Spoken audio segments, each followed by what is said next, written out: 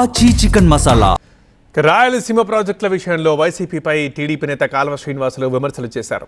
వైసీపీని రాయలసీమ ప్రజలు నమ్మరంటున్నారు కాల్వ. గతంలో రాయలసీమ ప్రాజెక్టులకు అన్యాయం చేశారు. మా ప్రభుత్వం 22,000 కోట్లు ఖర్చు పెడితే వైసీపీ ప్రభుత్వంలో 2,000 కోట్లు కూడా ఇవ్వలేదు. ఇప్పుడు పోతిరెడ్డిపాడు అంటూ కొత్త డ్రామా స్టార్ట్ చేశారంటున్నారు కాల్వ. రాయలసీమలో వైసీపీ నాయకులు మాట్లాడుతూ ఉన్నారు, రాయలసీమ ప్రాజెక్టుల పైన నిర్లక్ష్యము వహిస్తూ ఉన్నారని.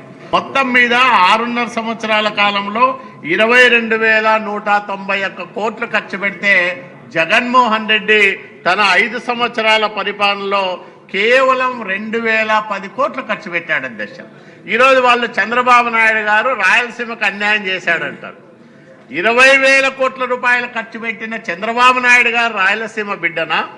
2,000 కోట్లు ఖర్చు పెట్టి, అది కూడా హంద్రీ నీవా లాంటి అత్యంత ప్రధానమైన ప్రాజెక్టుకు కరెంటు బిల్లులు కూడా కట్టకుండా జరుగుతున్న వెడల్పు పనులను ఆపేసి మరింత వెడల్పు చేస్తానని నమ్మించి 5 సంవత్సరాల నయవంచనకు గురి చేసిన జగన్మోహన్ రెడ్డి రాయలసీమ బిడ్డన ఆలోచన చేసుకోమని నేను రాయలసీమ వాసులకు ఈ పవిత్రమైన సభ ద్వారా విజ్ఞప్తి చేస్తా ఉన్నాను అధ్యక్ష.